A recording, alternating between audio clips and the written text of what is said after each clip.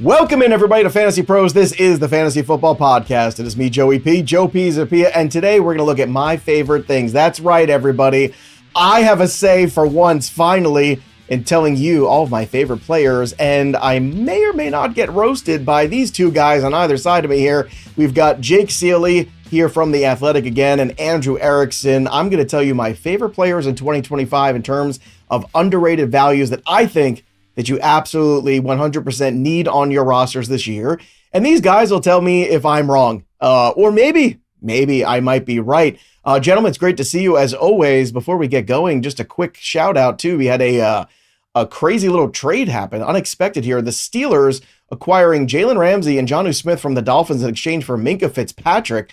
Jake Ciely, I don't think a lot of us saw this one coming. So Arthur Smith gets Jonnu Smith back. Is that what's going on?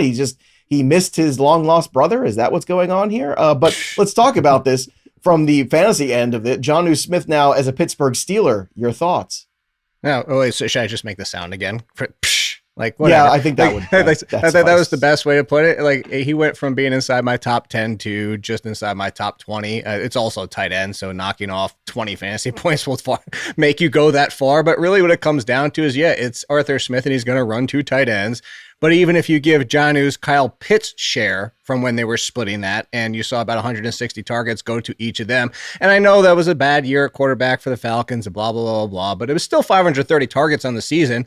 So even if, 17% target share, but I don't see him getting that. I think it would probably be more like 15, and at 15, it's not a top 10 tight end for me. Maybe if he gets 17, 18%, and maybe if he's like a solid number two, and all the wide receivers fail to take a step forward alongside DK Metcalf, like Roman Wilson, Calvin Austin, and all the rest, maybe he's back inside the back end top 10, but I'm not going to risk it because unless his ADP gets down to about 18 to 20 range at tight end, I'm just not going to do it. Erickson, give me the other side of this. Jonnu Smith gone from Miami, and a lot of people liked him as a sleeper tight end. Oh, he had such a good year last year for the Dolphins. Well, that's gone. So now what remains here? What are the adjustments that you might have to make around this Dolphins offense? Well, I think it means that Jalen Waddle bounce back season. It's happening. It's going to happen, people. So I'm really excited. I think that this means that, all right, we've seen the Dolphins offense through Mike McDaniel be very concentrated around usually two guys. Most of the time it's been Hill and Waddle. Last year, it was Achane and Jonnu Smith. So now it seems like of the big three that's there, Tyreek, Jalen, and Achane, well, two of these guys are probably going to be hits in this potential offense. And if I'm pushing my chips on two players, it's going to be the running back and Jalen Waddle. All right, everybody. So quick take on that trade. And remember, make sure you subscribe to Fantasy Bros YouTube channel. Drop your comments below. Again, we're trying to get to 300,000 subscribers this year, and we can do it with your help. All you got to do is subscribe and like this video. It's a very easy thing to do. We appreciate all of you hanging out with us, talking football. And let's start talking about some of my favorite things. That's right. I'm like Oprah today. I'm going to give you all my favorite things. And number one, my first favorite thing here, we're going to talk about some guys that are going currently in the top 50 of picks. I'm not going to take guys, in the top 25. Most of them are pretty good. But I want to highlight somebody, ECR 38, wide receiver 18, is Terry McLaurin. Because he is one of my favorite things. Why? Because he is incredibly consistent. One of my favorite bets last year, Andrew knows this, I smashed the over. It was 925.5 on the receiving yards from last year. This is a guy who gets 1,000 yards receiving every single year with some of the worst slap-nut quarterback play you're ever going to see in your entire life. And then he finally got Jayden Daniels last year, and wouldn't you know it, he had one of his best seasons, or probably his best season ever. And he now has 5 straight years of 1,000 yards receiving. He was wide receiver 6.5 PPR last year, and now he's being ranked as wide receiver 18. I don't understand this. I understand if the touchdowns regress a little bit. He had 13 last year. Maybe it goes to 9 or 10. I actually think there's a world where Jayden Daniels doesn't have a sophomore slump or even gets possibly better. So I think the value proposition here for Terry McLaurin is a complete buy. Jake Ciely, talk to me about your thoughts on Terry McLaurin, because he is one of my favorite wide receivers this year at value, and I think he's being grossly undervalued in all of the early ranks. Yeah, I'm with you. Honestly, even if you look at fantasy points per game and include Rashee Rice and Chris Godwin missing the big chunks of their seasons, he's at worst wide receiver 16. So if anything, you're just going off points per game last year. He's still undervalued.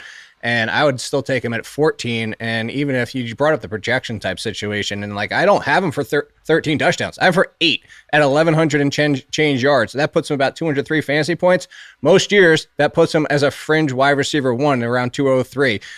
Worst case, probably wide receiver 15, which I feel like I'm with you, is the floor, in my opinion. I'm at 14. I'm taking him in front of Adams as the number 2. I'm taking him in front of, and this is going to sound a little crazy to a lot of people, but I'll take him in front of Lad McConkey. Like, I just think that if everybody's expecting Jayden Daniels to take another step forward, and what you bring in with Deebo Samuel, like, it's the corpse of Deebo Samuel at this point. That not even that 1 year that we can kind of throw out that happened at San Francisco with all the rushing. Like, we just know that's never going to happen again. Even if you take the best years just receiving-wise of Deebo Samuel, it'll be better than anything they had running out there as the number 2. But if anything, that's just going to help free up Terry McLaurin downfield more, which is what we love to see. So I'm with you. I think Terry McLaurin's solidly inside the top 15 wide receivers. So far, I am not coming for you or trying to roast you. Whew, man, I'm relieved. Let me tell you that. Andrew Erickson, I want your thoughts on McLaurin because, okay, maybe he doesn't have the flashy explosiveness of the guys at the very top. That's fair.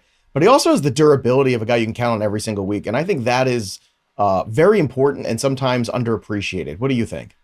So I'm not as high on McLaurin. I'm more in line with where the consensus has him. So I have him at wide receiver 19.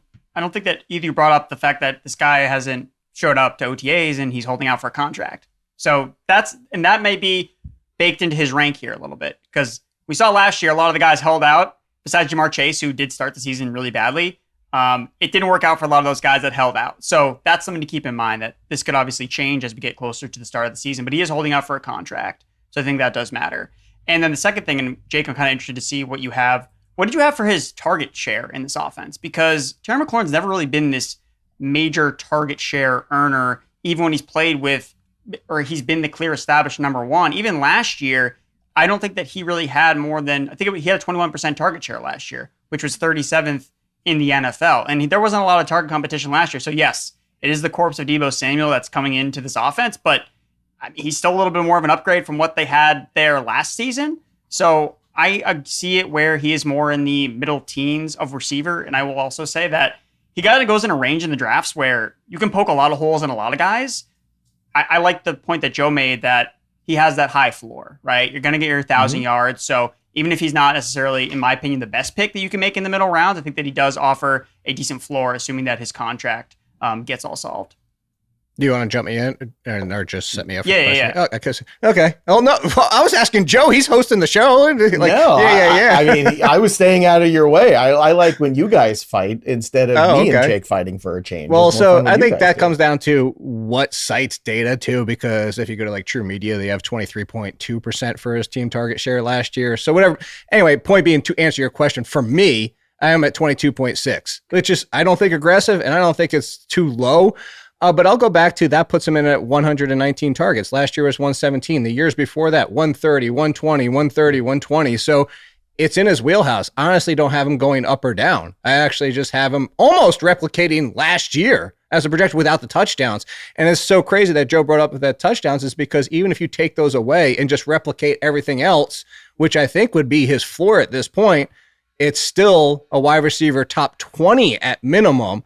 And that's assuming he's not going to be better on a per catch basis or a per target basis with Jayden Daniels in year 2 and the addition of Deebo Samuel. So that's where I'm going with it. I think you could see better efficiency and better per target outcomes for him this year, even if the touchdowns reel back in. I think we should also maybe assume that Jayden Daniels could be better and understand that everything we've seen in the past, again, it was almost in spite of his quarterback play. So, look, I understand typically we look at touchdown regression and things like that year over year, but I think McLaurin is a very interesting case study because this is a player who has typically had zero help. Now he's got a rookie quarterback last year who really helped him break out.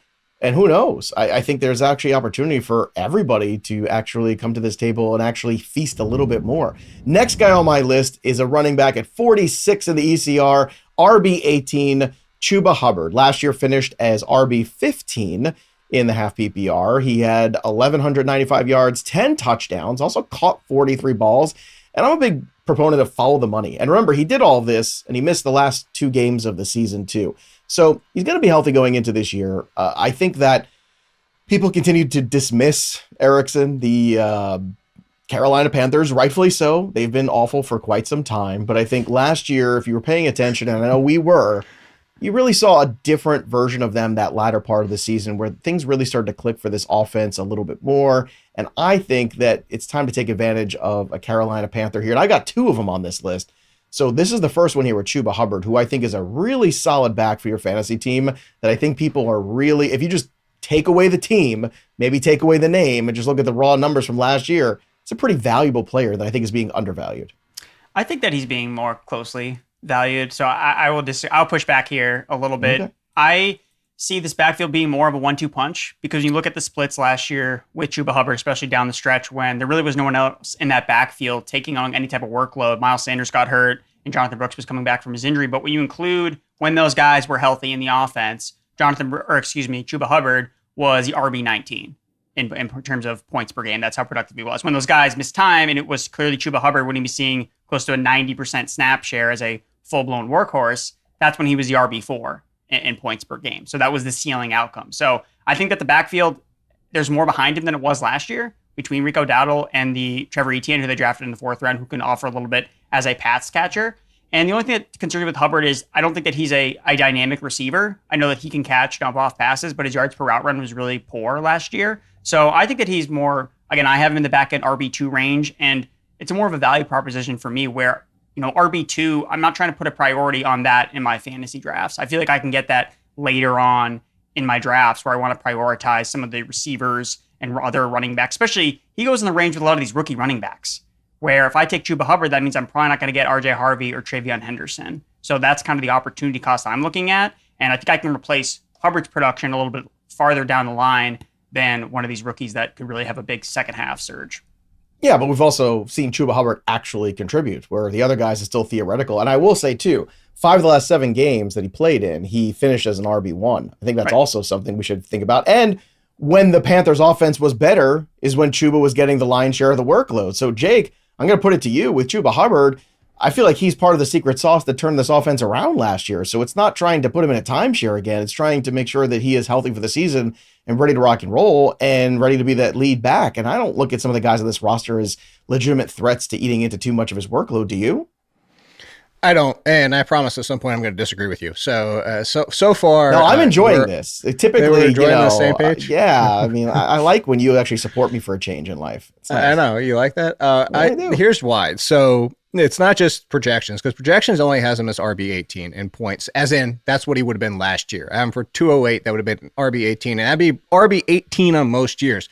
What we have to include here and why we have ranks versus projections and why some of mine will skew differently, I actually have them at RB15 because I think there's fewer questions. So no, RB18 at 208 doesn't sound as appealing as RB15 and what we're trying to argue for Hubbard. But when you say Hubbard in front of James Conner, injury risk, Hubbard in front of TreVeyon Henderson, who, you just brought up Erickson, but is he definitely the guy? I'm a huge TreVeyon Henderson fan. Huge. But is he guaranteed to be the lead? Is he guaranteed to see 50% of the work, 55%? Is he guaranteed to see goal line work? DeAndre Swift, I'm higher on the most. Questions there. Marion Hampton, questions there. It's just the fact that I know Hubbard is the lead back for the Panthers. Even if it's not the same near 20 touch per game rate that it was towards the end of the season that you're referencing, Joe, it's the good part here is, he's going to be the one. I am not afraid of Rico Dowdle. I brought this up in the comments for one of the videos that we did a few weeks ago. The Dallas Cowboys, who just had Rico Dowdle do Rico Dowdle things, said, you know what? We saw that. We're not even going to offer you $2.5 million. Instead, we're going to offer $3 million to a dude's knee who might not even exist anymore. That's how much they were kind of like, we don't care. Goodbye, Rico Dowdle, for your 1 year, $2.5 million. That tells me what the NFL thinks of Rico Dowdle, which is different from fantasy, is that I don't think he's a threat. I just don't think anybody, and I'm a Trevor Etienne guy. I just don't think he's a threat. I think Hubbard's going to be one of the few running backs who has 260 plus touches this year. And everybody behind him in my rankings have more questions. I might just end the show here because Jake has agreed with the first 2 players right out of the gate that I've selected. I'll give you a hint. It's number 3. This would be a good time to end the show because I feel like I'm pushing the envelope here, but maybe Erickson will agree with this next one. Again, look, I like the rookie running backs, Henderson especially too. I think he's that big play guy that they have lacked in that offense for some time, but Ramondre Stevenson is still there, and we don't know what that workload is. I mean, it could be 8-9 weeks into the season until we see Henderson even take that over completely. You just don't know, but I know what I saw from Chuba Hubbard last year. And again, I'm following the money. They signed into a contract extension last year, which a lot of us kind of went, wow, that's odd. That's interesting. And then at the end of the season, we went, yeah, that made a lot of sense. It's a good thing they did that because Jonathan Brooks isn't playing maybe ever again. And what they were able to bring in wasn't great. So last guy on my list in the top 50, and I just snuck him in here. Number 49, Courtland Sutton. He is wide receiver 23 right now in the ECR, despite the fact he was wide receiver 13 last year. 81 receptions, 135 targets, over 1,000 yards, 8 touchdowns. Now, I know we all hope and think that Evan Ingram is going to contribute, and it seems to make a lot of sense on paper. There's a lot of people that like Marvin Mims or some other talent there. You know, people are excited about RJ Harvey. The only thing that I know is that Bo Nix can find Courtland Sutton. That's all that I know about the Denver Broncos that I feel good is investable, that I am looking at it in fantasy and saying, yes, I know that's the number one guy in this offense, and I want him. And I think you're getting a huge discount on Courtland Sutton this year. So I'm going to ignore Jake Ciely because I have a bad feeling about this and instead go to the original OG Courtland Sutton guy for some support. Andrew Erickson, what say you? Well, he was wide receiver 23 in points per game. So I think the fact that he played all the games mostly last year kind of is bumping up his final stat line. And I think Evan Ingram's going to make a difference. I mean, last year, Courtland Sutton really had no target competition. It was a bunch of rookie receivers. You had Marvin Mims entering the second year, still in the doghouse. But now all of these young receivers are now taking another step forward, another year in the Sean Payton system. Marvin Mims entering year 3, Troy Franklin entering year 2. They drafted Pat Bryant. They brought in Evan Ingram. We don't know exactly who the Joker is in this offense, but it's not Courtland Sutton. Like we feel pretty clear about that. So even though you pointed to, yes, we feel good about Bo Nix and this Sutton connection, but I think that might have hit its peak potentially last year. Sutton was gobbling up all the high value opportunities, everything downfield, everything in the red zone. And I just think that the Broncos, they want to run the football. They tried to do it last year. Again, to point to Jake's point about Javonte Williams, they had a guy without a knee essentially leading the backfield, and it wasn't working out really that great. So I think they run the ball a little bit more with the dynamic running backs, with J.K. Dobbins, with RJ Harvey. I think Evan Ingram's going to become Bo Nix's favorite check down target in this passing game. I think that's going to negatively impact Courtland Sutton. So, I mean, last year during his second half tear, when he was basically, it was after that Saints game where he got no targets on Thursday Night Football, and Sean Payton publicly apologized for Courtland Sutton that we got to get this guy the ball. He dominated production from that point on, and no one else in the offense had a 12% target share or higher. I just don't think that's going to be the case this year. So I'm a little bit lower. I'm at wide receiver 28. Yeah, it's interesting, though. You're dinging my guy Courtland Sutton here because he played every game, and instead we're going to think that Evan Ingram, who could barely get on the field last year, is somehow going to be a savior in fantasy. Jake, I like players who play football. That's what I like. The guys who show up every week. Because you know what? The guys that don't, fantasy points per game is important. I always talk about that in the Black Book, too. But playing games every week is also important. Guys who get on the field, guys who are available and produce at a high level when they are on the field. And I'm looking at Courtland Sutton, and to me, I look at the ECR, and I see, guys around him that have some more questions than answers. I mean, I know Devonta Smith is after him. Jameson Williams had a nice season. I can understand making the case for him. But, we're still talking about Xavier Worthy, Chris Olave. I'll take Courtland Sutton or both of those guys, and they're all in that same grouping. So one is I'm higher on Olave than a lot of people, so it won't get me on that one. I can see the case. Actually, that's a whole other show because I was sandwiched right. I want to know why about that, but I'm not going to ask you that today. We don't have the time for that one. He's actually, you brought up he's sandwiched between Jameson and Devonta Smith for me at 27, and it really comes down to. There's not a lot what you said that was wrong. It just comes down to what do we believe for this season. I feel like they have, for the first time, Erickson are on the same page. And maybe the question should actually be, when is Erickson going to agree with you? Because he's come after you for all three so far. But never. The biggest thing here is I look at it and Evan Ingram in the Joker role. It's not even just Evan Ingram. I've said this a lot on these shows. And I would bring it. Sean Payton's creating his Saints in Denver. It's not exactly the Saints. It's not Drew Brees. He doesn't have a Marquise Colston or Michael Thomas. But he has some similar weapons, and if you look back at the Jimmy Graham years, the number one wide receiver for that team averaged about 112 to 115 targets usually. And I'm not afraid of Evan Ingram getting 130 targets. I'm actually mostly not drafting Evan Ingram. It's just that Sutton with everything, and it was his highest team target share since his second year, which back then with Joe Flacco had nobody else on that team to throw to. But if you look at it, you go down this list, it's like there are weapons. There's Devon Veely, who a lot of people are giving credit in this offseason that might step up as the number 2. And nobody's even brought up his name, including Marvin Mims and Pat Bryant, who they drafted, who I think plays that kind of Marquise role to Michael Thomas role on the team, which somebody said, well, maybe he's more Lance Moore. And I think that makes sense too. But then the RJ Harvey and everything in the backfield, JK Dot, like there's just weapons galore where I find it hard to give Courtland Sutton more than 115-ish targets, which is why I brought that up. And it's not, again, referencing the Jimmy Graham seasons to say that's why. It's just, I just don't see where he's going to get back into 130 plus targets, which I think he needs to get inside the top 20. But you are right. He is one of the safest, like fringe wide receiver 2-3s for me. Like I feel very good about him if I took a dice roll on my wide receiver 2. I would agree. As a number 2, I love it. And you can get him just about as a 3 in a lot of leagues. And you make a good point. Yes, there's a lot of talent around this roster now. However, a lot of it is theoretical. And I want to add that word theoretical. Maybe Vele, maybe Harvey, maybe J.K. Dobbins' knees hold up. Maybe.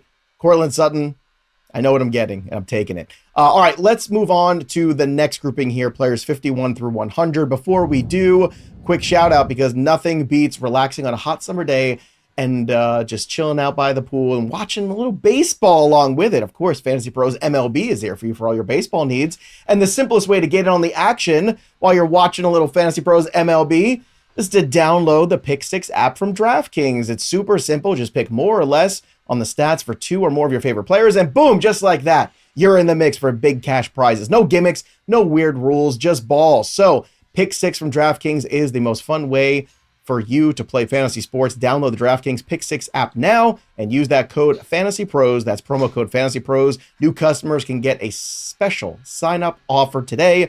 Better payouts, bigger wins, only with Pick 6 from DraftKings. The crown is yours. Next on our list here, coming in at number 64, we kind of mentioned him already, TreVeyon Henderson. Now, I do believe in the talent here. I also believe in new regimes, and when a new regime comes in and starts taking guys, pay attention, because they don't necessarily want the guys that were there before. And TreVeyon Henderson, I'm sure you've heard it, somewhere between 1 and about 5,000 times, that he's also good at pass blocking. Do you guys know that TreVeyon Henderson is good at pass blocking? It's all anybody wants to talk about this summer already is TreVeyon Henderson's pass blocking, which is great. Let's talk about the explosiveness. Let's talk about the speed. Let's talk about the lack of playmakers the Patriots have had. And TreVeyon Henderson fits a Josh McDaniels offense very well. So before I get to Mr. Patriot, because I think I know where he lies on this one, I want to start with Jake Ciely. Jake, TreVeyon Henderson right now, currently, I'm looking at him as RB24. I think that is being very low on TreVeyon Henderson and what his upside could be. I understand you mentioned before, we're not exactly sure how things are going to work out. But what I do know is Mike Vrabel's come to town and losing is over for the Patriots. They got a much better schedule. And I think TreVeyon Henderson is going to be a big part of what they do offensively in 2025. What do you think? So, two thumbs up. If I had more thumbs, if you could AI my hands, I would give you more thumbs. I don't, because I hate to make you count to 21. It's the worst. It is really difficult. It comes after 13 at some point, right? Before 70. Yeah. I don't know. Somewhere in there. TreVeyon Henderson. Let's get back to Ohio. TreVeyon Henderson, the draft comp I even threw out was, people remember if I said this, remember the little wheel cars that you pulled back with the spring and it just like, as far as, and then you let go, that's TreVeyon Henderson. And that's why I like him so much. I also brought up why in my breakout running back article, why he can do it even without getting 60%, because you go back to something you just brought up, which was kind of buried in there, is James White is one of 2 running backs in the last 10 years to finish as a top 20 running back and not touching the ball at least 210 times. Why? Because of the receiving game. Oh, by the way, who did he do that with the Patriots and under that Josh McDaniels offense? Is that TreVeyon Henderson can do it on a 200 target. I want to be 200 targets, 200 touches. That would be impressive. 200 targets, 200 touches. That'd be nice. I'll sign up for that. He was number one running back overall. Yeah. Screw you, Ashton Genty. Really, it comes down to here's the 200 touches for Henderson that I believe is in play. Whether or not he, like, to go back to my point when we were talking about Hubbard, is if he is the lead or not. It's okay because I believe in what he can do on a per touch basis. Maybe the touchdowns aren't high enough to push him as an RB1, but I am at RB18. in front of another rookie running back in Amarian Hampton. And if you tell me talent versus talent, I'll take Hampton every single time. But I like the situation for Henderson mostly because of how much I think he'll get value in the receiving game as well.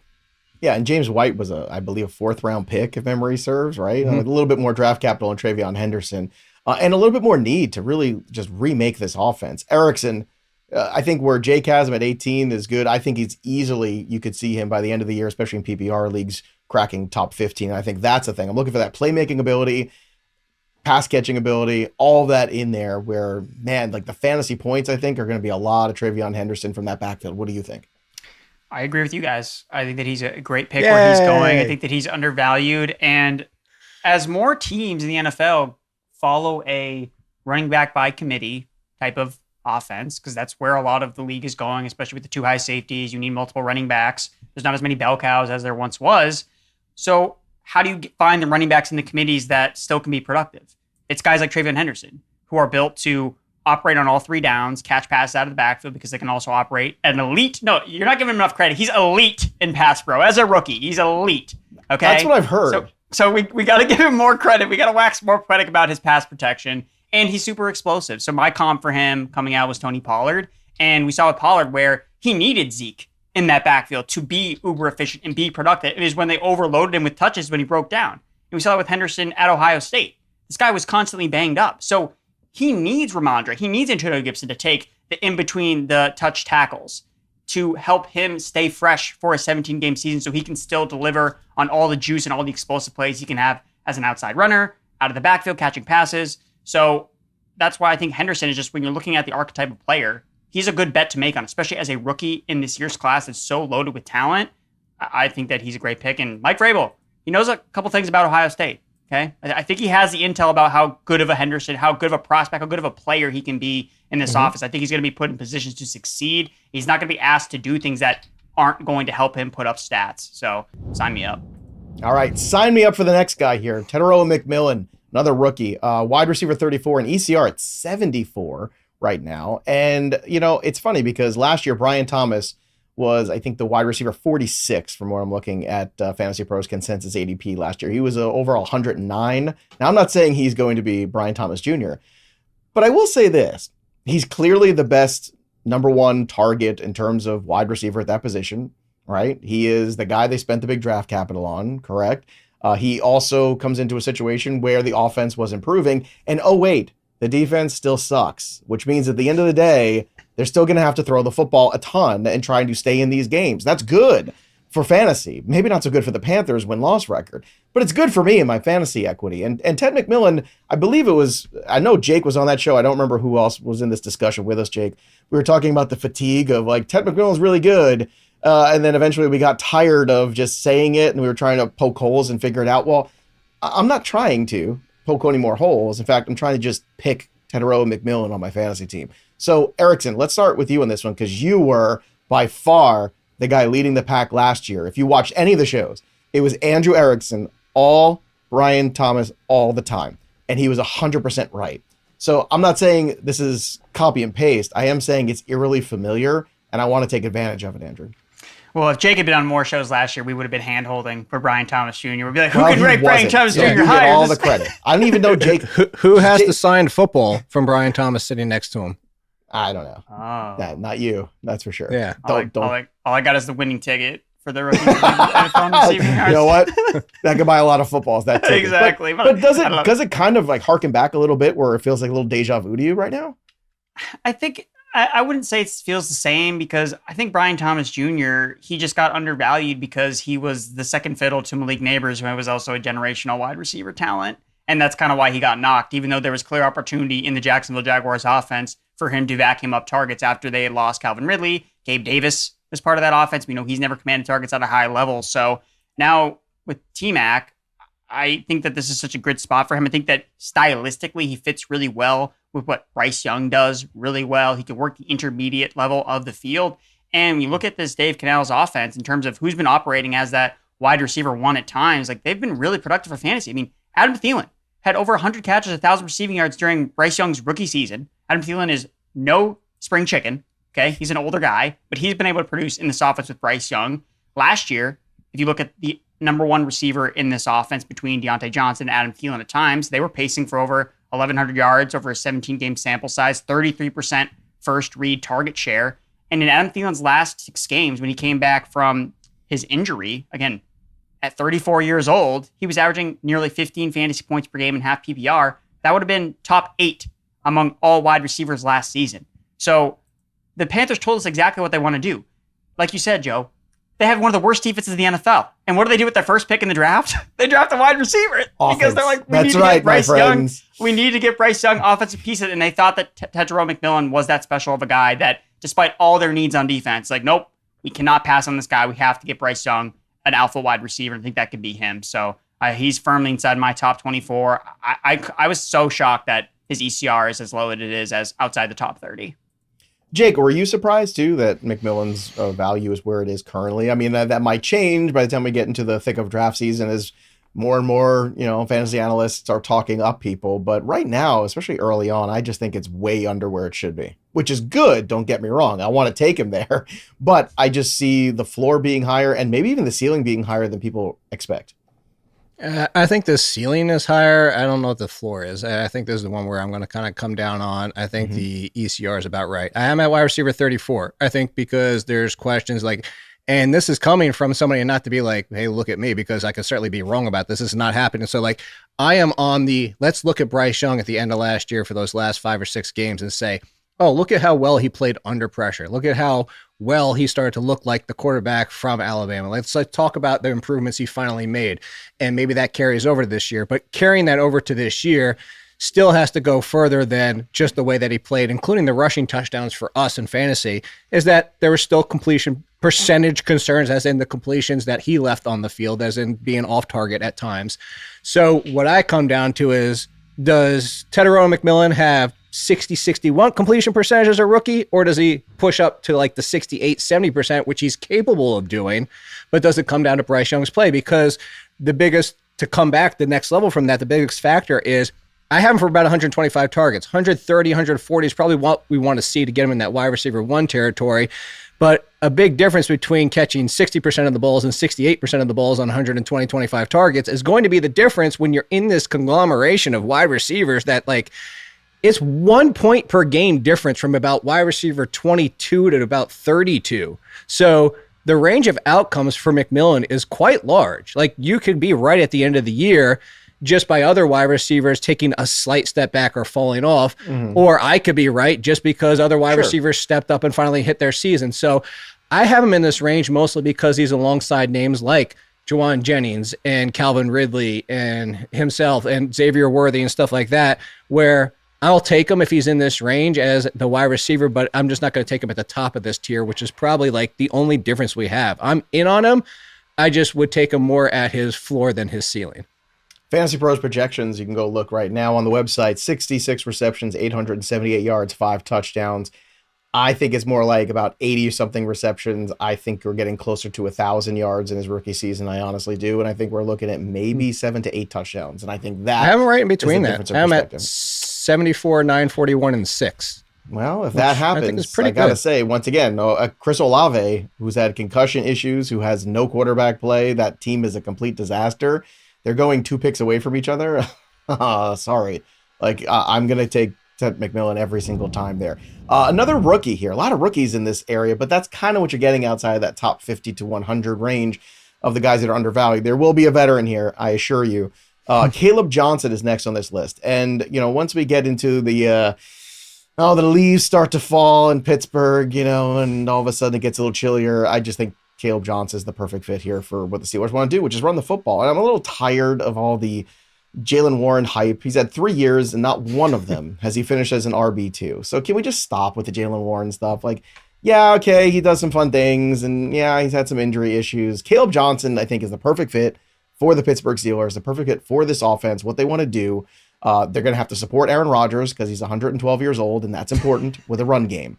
And he is going to be the guy at the goal line. He is going to be the guy that you get those fantasy points in those standard leagues and those half PPR leagues. Those touchdowns are going to matter. I think Caleb's going to be that guy there. And personally, I'm looking at Kaleb Johnson right now at RB29 and ECR 75 as a pretty darn good value. Jake, What are your thoughts on Kaleb Johnson? I know we've had this discussion before, but do you see him as that same kind of undervalued player that you kind of need on your roster as well, especially if you are an early wide receiver builder kind of a manager? I would say yes, value. I need, only because I think there's plenty of running backs kind of in this range that could go either way. I'm at 25, so I'm ahead on consensus on this one. And it comes down to something you said in there is like, we can stop with Jaylen Warren at this point. The Steelers have told us they do not want Jaylen Warren to be the lead. Like, pay attention to these teams. They tell you a lot of things. And like, we can sit back and play armchair quarterback. That's our job right now. And sit here and be like, oh, why don't they do this? Why shouldn't they like give this more time? And then the teams don't do it. Well, surprise. Maybe sometimes these teams know. Lamar Miller. But give him more touches, give him more touches, give him more touches. They give him more touches on a new team, and guess what happens? He's Lamar Miller putting up the same damn numbers at a worse efficiency. Actually, to bring up the Tony Pollard thing that Erickson said before, is like, sometimes these teams know. Who are they replacing Najee Harris with? Not Jaylen Warren, with Kaleb Johnson. And this is coming from somebody who got attacked during the draft process for calling Kaleb Johnson Tyler Algier. Like, that was a bad thing. Let's go back to Tyler Algier's rookie season when the Falcons had nothing else, and it was like, hey, let's see what Tyler Algier can do. Only 210 carries. He was inside the top 20 because he was very effective, and some of those games were volume, but Tyler Algier is not a negative for Kaleb Johnson, and if he had those 250-ish about touches as a rookie, which I think is certainly in play, then RB25 might be low, honestly. So I think he's more likely to also be the goal line option than Jaylen Warren. So I'm with you, is like, do I have to get him? No, but if I'm in this range and saying, who am I more likely to take? The lead running back on the Steelers or the backup timeshare running back on the Lions, who were just assuming everything's going to be gravy and good when Ben Johnson's gone and it's just going to be David Montgomery's glorious days all over again. I'd rather take Kaleb Johnson than David Montgomery. All right, Andrew Erickson, how do you feel about the Kaleb Johnson experience in 2025? Absolutely love it. Sign me up. I got him right where Jake has him ranked, so I have him at RB24. And to me, it's such a great system fit. And I think it's kind of telling that a player like Kaleb Johnson, who I think that if you were projecting his draft capital, we thought that he would probably be a round 2 pick. He ended up falling all the way to round 3. And the Steelers really rolled the dice because they didn't have a second round pick because they traded to get DK Metcalf. So for him to fall, because I think that there were things you could poke in his profile based on his running style, very boomer bust type of rusher, where he could have been a massive bust, I think, on a lot of different teams, where he just wouldn't fit what they look at stylistically. I know when we talked about him really early in the offseason, I comped him to Derrick Henry. I thought he was a mini Derrick Henry. He just runs so stylistically. He needs time to build up speed, build up that acceleration, and then he hits the home run. Well, Arthur Smith knows how to work with a Derrick Henry type running back. Like, he's done it before, so it's the perfect fit. It reminds me so much of when McDaniel drafted Achane 2 years ago.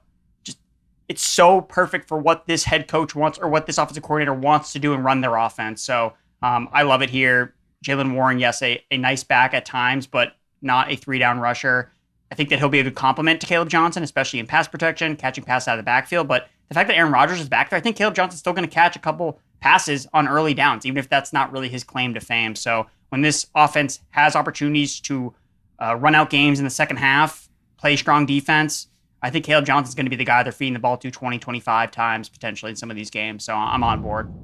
The next player on my list at 82 in the ECR, tight end 6, is Mark Andrews, and he's also the topic of today's Chasing Challengers segment, brought to you by Microsoft. Just like the athletes who push boundaries and redefine what's possible, business decision makers today are turning challenges into opportunities, and Microsoft meets you where you are with tools and guidance to help you make an impact with safe, secure AI solutions. So whatever challenges you're facing, Microsoft empowers you with the expertise to say, bring it on. And in this segment, we're going to talk about Mark Andrews. Why? Because the first 6 weeks of the season were not good for Mark Andrews. Just ask Andrew Erickson. He knows. He knows a thing or two about the pain of the drafting of Mark Andrews last year, and maybe the pain of those people who dropped him or traded him away, because from week 7 on, Mark Andrews was tight end 4 overall in half PPR, and he led all tight ends in touchdowns with 10 over that span. But nobody seems to care, and there seems to be a negative stigma attached to him. Why? Because at the end of the year, he had that terrible drop and a really tough catch in Buffalo in the cold, backpedaling, and he couldn't hold on to a touchdown that might have sent the Ravens eventually to a Super Bowl. Well, things happen sometimes. And I think we also forget that Mark Andrews also was involved in that car accident in the summer last year, and maybe that had something to do with the slow start to the season for him. So Yeah, Isaiah Likely still floating around, but Mark Andrews is still the go-to guy in the red zone for Lamar Jackson. And that's why I'm taking him this year. Once again, where you have to take some tight ends really early, like McBride and Bowers. I like the value I'm getting on Mark Andrews. And that, my friends, is this week's Chasing Challenges segment. Remember, Microsoft AI solutions empower you to take bold steps and new ideas to help drive your business forward. With Microsoft as your trusted partner, you can navigate your journey with confidence, finding innovative solutions and reaching new possibilities. Visit Microsoft.com/challengers to learn more. So, Andrew Erickson, what was the Mark Andrews experience like for you last year? And are you letting that impact your decision-making this year? It's like going on a roller coaster that you didn't realize how big the drop was and you want to get off, but you're already halfway up the thing and you're like, I want to get off the roller coaster, please. It was not a fun ride. And I know that I was with a lot of people because I recommended Mark Andrews. He was my tight end that I wanted on my teams. And just watching that week 1 game against the Kansas City Chiefs, it's just like in my memory, ingrained. And it was not a fun time. For me, I'm not trying to get emotional about it, but I'm not going back to Mark Andrews. I can't do it after last year.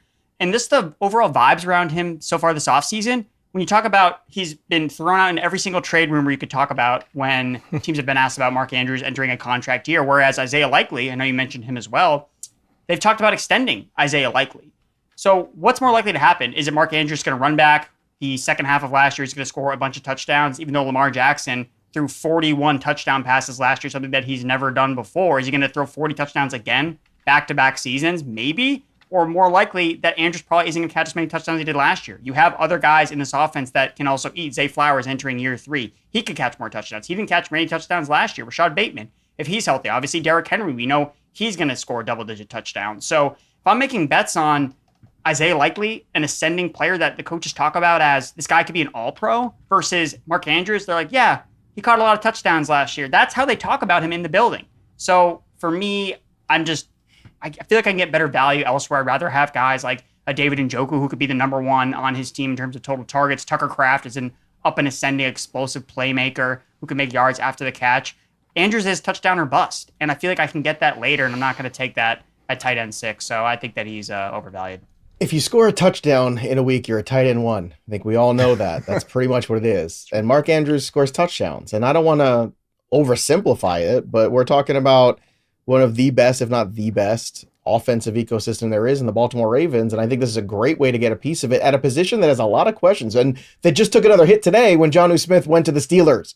So let's not forget, we just lost. Let's pour some out for our homie, Jonnu, who's not here anymore. And pour a little bit out here, you know. He's still here. He's just not. He's not in Miami. Is he? Out of the ranks. Is he? He's not in the ranks. So low. But Jake, look, it's the NFL. The younger guys always eventually going to take your job. But this is a contract year as the last year. I think you churn and burn them and you ride into the sunset one more time with Mark Andrews if you're Lamar Jackson and company. What do you think? I think it's fine. I'm not actually. No, I was just. I honestly, that's how I feel. It's fine with Mark Andrews because you can poke holes and you can speak positively about him. So I'm kind of like fine either way because you can say almost 22% of his targets were in the red zone, and it had an end zone target rate that was almost pushing Mike Evans. Now, does that carry over? You could say like, why wouldn't it? Because he's that guy for the team. But then you say, okay, Lamar Jackson, he's going to throw 41 touchdowns again. What if it's only 35, which doesn't sound like a huge number, but it's a big difference when you're talking about that target share even carrying over. And what if that target share comes down a little bit? But then you could spin it the other way. You could bring up what you said. He was a nothing factor to start the year. He was injured, which could possibly play a part of it. So I say all to say, like, why my answer is he's fine is because I think in this range, you're kind of getting the fine value for him because would I rather take him than Evan Ingram and hoping that he's the Joker for the Broncos? Probably, because I feel like last year might even have been where it sounds like this is crazy to say because the touchdowns were so high, but like worst case on the receiving side only, like take out the touchdowns, the targets, receptions, yards.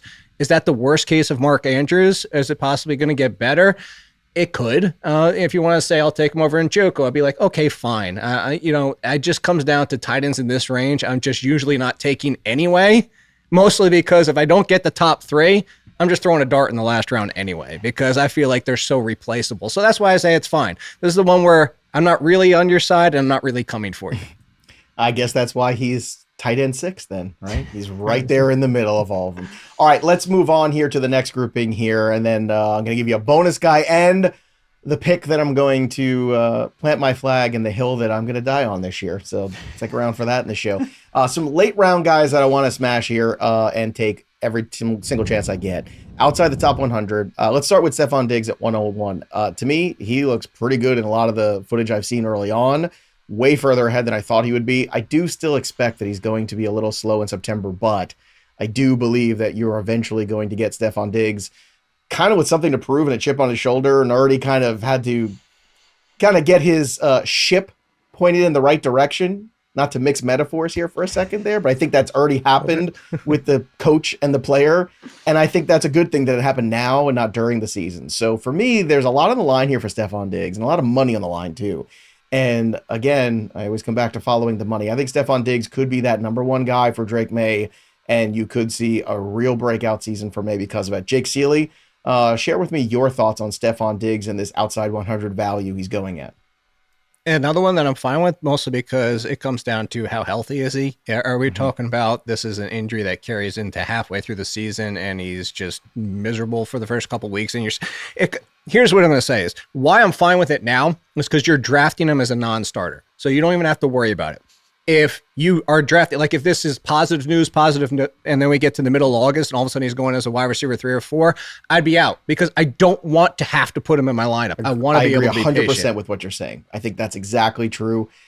This is very early value kind of thing. Andrew, do you agree with that sentiment? Is it 3 for 3 too when it comes to Stefon Diggs? This is the value. If it raises to a price where it becomes a little bit more dangerous, then that's the time to be realistic and realize it is a player coming off an ACL. We don't want to rely on him too much, especially early on. Yeah, I think that he's appropriately valued. He's an older player coming off a torn ACL, right? I know that he can look good in these off-season clips, but until he's actually on the field, with the flying bullets, I'm just concerned about how much time it will take him to get back up to speed. And I mean, the Stefon Diggs that was a number one wide receiver in fantasy, like that guy's not coming back. Like that guy wasn't in Houston. So, I mean, this is his third team in 3 years. But even last year, he was wide receiver 3, a wide receiver 3 in fantasy points per game. So. Yeah, and he was on pace for a pretty good season too last year, statistically speaking, with an awful offensive line around CJ Stroud. And let's not forget, I'm the guy that was telling you 2 years ago when he was at Buffalo that I was fading Stefon Diggs, and people thought I was nuts until that second part of that season rolled around. And I said, look, he's an older wide receiver. It's going to start to catch up. But now the value's changed considerably, and I think he's got a lot to prove. Cam Skattebo at 122, RB 42. I just see so much upside here. I think the first time he trucks over some linebacker, MetLife Stadium is going to erupt and go crazy, and it is going to be just vibes, as the kids like to say. It really is. And look, the argument of like, well, Cam Skattebo played Arizona, he didn't play, like, go watch the tape against Texas. All those guys basically got drafted in the NFL. He played an NFL team, and he kicked the crap out of them in that game. It was unbelievable to watch. He can catch the football. He can score touchdowns. He brings an edge and a toughness that the Giants sorely lack. They've had none of that in the last few seasons. That's why Jake Ciely left town on the Giants and just turned his back on that organization. Andrew Erickson, Cam Skattebo, undervalued or just a gimmick to you? What do you think? I think it's a little undervalued. He would be my bet to take over the backfield. I think that he has the 3-down skill set. I think Tyrone Tracy's a better complement to what he does as a lead back versus the other way around with Tracy as the lead back to Cam Skattebo. So, he does everything, and you're just concerned about how many touchdowns, how many opportunities are there for the Giants in this offense that we definitely have question marks about. But look, if this team is down and they need to generate some plays, just give the ball to Skattebo. Just keep feed him the rock. So I'm not going to be pushing back against many of the rookie running backs as values. And Tracy last year, Jake did struggle with fumbleitis a little bit. That's also not going to endear you to a coaching staff, especially one that is on the edge of extinction the way the Giants are. The one that also benched Tracy, despite how good he looked for the corpse of Devin Singletary and Evan Gray and all the rest of those jokers back there. So Eric Gray, sorry. I'm with you. It's going to be Skattebo over Tracy. It's not that Tracy can't be a factor, but this is perception that comes into the NFL and fantasy. It's like, oh, Tracy was undervalued. And mind you, this is coming from somebody that pumped up Tracy last year. But the perception was, oh, we got shocked by how good Tracy was. So then everybody's like, oh, good. We found this running back. We need him in fantasy and blah, blah, blah. Well, he still has a ceiling. And I think that's what we need to pull back perspective-wise. He is, like Erickson said, he's a Jaylen Warren. He's a better complement than he is a lead. All right. Two more guys here in this grouping, both also rookies. Tre Harris at 164 in ECR, wide receiver 64, and Jayden Higgins, wide receiver 70, ECR of 181. I think Higgins is fascinating because he's the first guy ever to get a fully guaranteed contract as a second round pick. I think that matters. I think the void is there, and I think the need is going to be there for Jayden Higgins this season when you don't have Stefon Diggs there anymore and you don't have Tank Dell. Higgins is going to have to step up, and I just don't know what Christian Kirk is at this point in his career. I feel like he's the insurance policy, but Higgins is the guy that they want to emerge, so it might take a little patience, and Tre Harris might also take some patience, but what I saw last year was a lot of moments and a lot of Charger games, Jake, where Quentin Johnson had opportunities to really break open some games, and he let them literally slip through his fingers, and I just don't think Tre Harris is going to do that. Again, both these guys might take a little time in the pressure cooker, but I think at the end, we're going to be guys that you want to have on your roster and draft. So, Jake, are they undervalued in your mind? And if so, who do you prefer? Higgins, Harris, you're on the clock. Who do you take?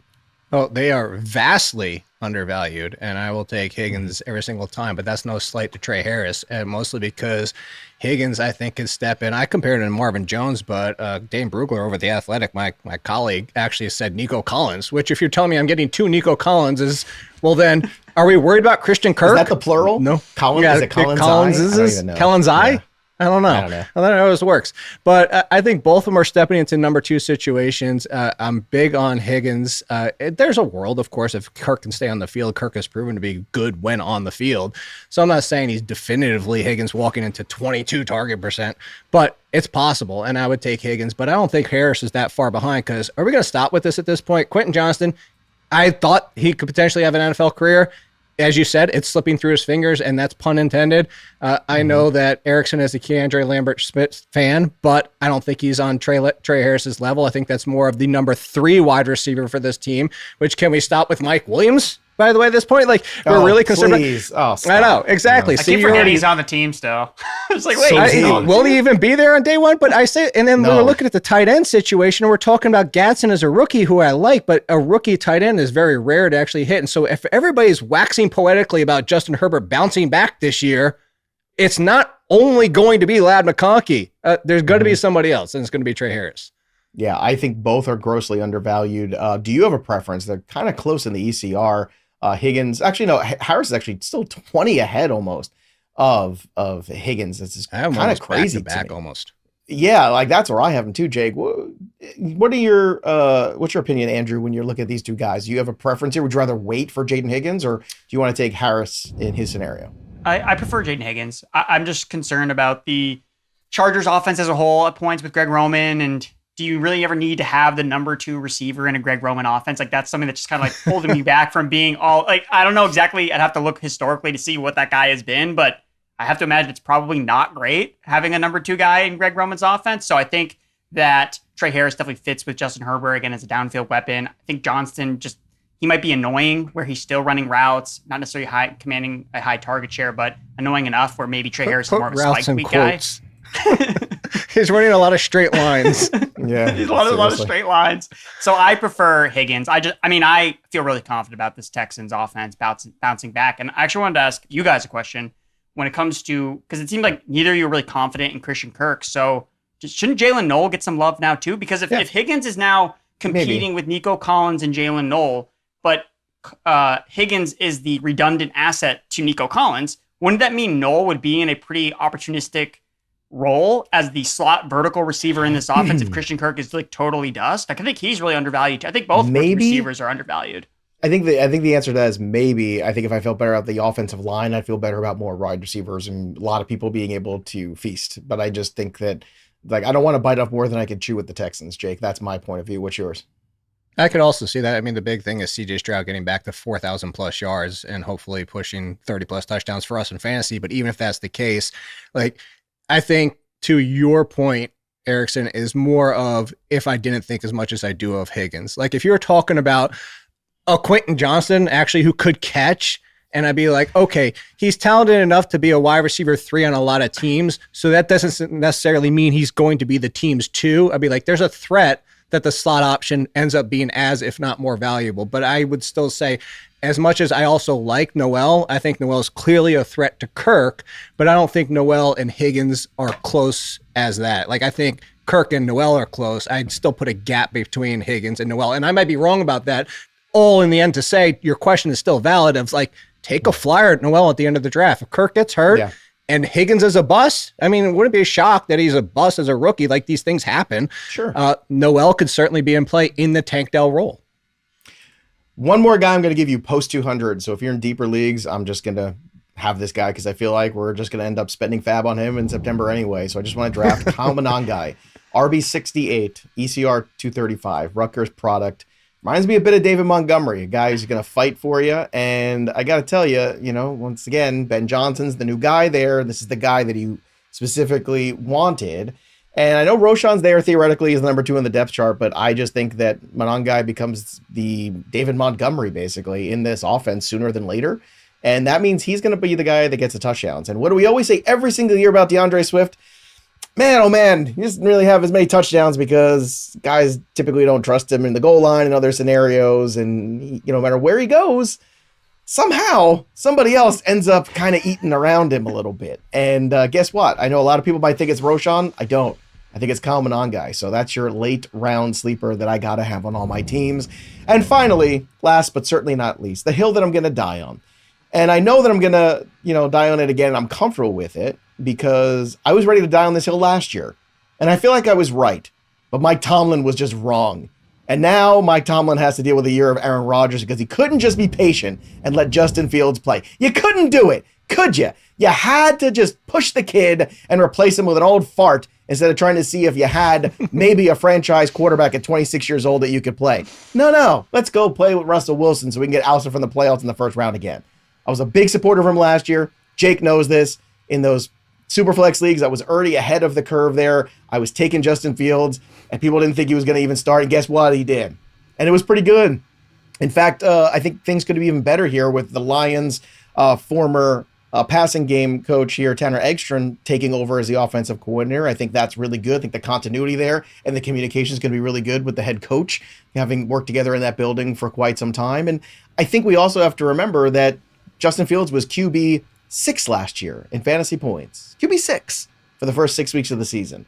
And that was just kind of learning a new offense. Now he's going to have to learn no offense again, but I think he is set up for success there with the Jets, and I'm ready to die on this hill. I'm ready to have him be my QB1 in a single quarterback league if I'm waiting on quarterback. And in Superflex, I'm willing to be aggressive and even, take a Chase or a Jefferson or a Bijan in the first round and see if I can come away with Justin Fields in the second round because I think I'm still going to possibly get a top 10 quarterback. So, Jake Ciely, is this a hill I should be dying on 2 years in a row? And can I resurrect myself here in 2025? Oh, I also want to chime in on Manana. I love that running back. You can do both real quick. Yeah, like I think he's Zach Moss, which I don't think DeAndre Swift is going to be a massive touch option for this team. So I think that's a great option to take Monangai that late. I'm with you on that one. Oh, so by the way, Eric Bieniemy has a little tie to the Rutgers situation with Isaiah Pacheco, who, by the way, is the offensive coordinator. Just throw that out there. He does it with seventh rounders from Rutgers. Yeah, he just loves it. So I like the Monangai one already. He had all of the map already with all the map, the chart, like the whole thing. Charlie Day. Is that what it is? He's our Charlie Day. And then this, and that's why you set it up. I could not be more with you on Justin Fields. I actually have him at QB7. I will draft him as QB7, mostly because you brought up the QB6, and if you go back to that season in 2022 when he threw 2,200 yards and 17 touchdowns, whoop-de-flipping-do. Oh, by the way, QB6 in fantasy points per game, and that year, and his points per game would have been QB6 and fantasy points per game last year because he's going to run, if he starts 15 games, he's going to run for 1,000 yards and 6, 7, 8 touchdowns. It's just going to happen. Oh, by the way, the only 2 games that he scored over 20 fantasy points last year that you're referencing, Joe, and I know you know this, you know how many combined touchdowns he threw for in those 2 games? 1, because we don't need him to throw to be good. Yeah, I don't need it to be pretty, Erickson. I just need it to be productive. That's all I'm saying. I just love that last line from Jake. We don't need him to throw to be good. It's the best. Just use his legs. Yeah, I also have him at QB7. So yes, I'm there with you, Joe. I do have a question though, Joe, for you as we close out here. Yeah. Would you? So in a 15 round draft, you draft Justin Fields as your QB1.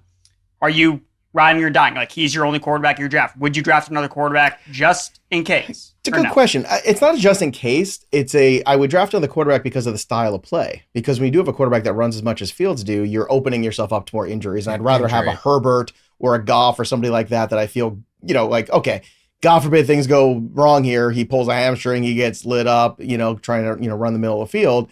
I think because of style of play, I want to back him up. But that is a good question, I think. And I think everybody has to ask themselves here, if you do take Fields, are you going to take somebody else? I think you do, because you have to understand there's risk involved. And it's also New York, and it's a different environment too. But I think it's an environment he's going to succeed in. But what do you think? What is the hill you're dying on? Drop your comments below. Who is that player for you? I want to know the player that you are absolutely planting your flag on in 2025 fantasy. Drop those comments in there, subscribe to the channel, like the stream, and go try to draft some of these guys right now with the draft simulator. It's free, it's fun. Sync your leagues at fantasypros.com and go to fantasypros.com/mock, or just download Draft Wizard today and start your mock draft preparation for 2025. It's never too early to begin. That'll do it for us, but the story of the game goes on. For Jake Ciely and Andrew Erickson, I'm Joey P. We'll see you next time, kids.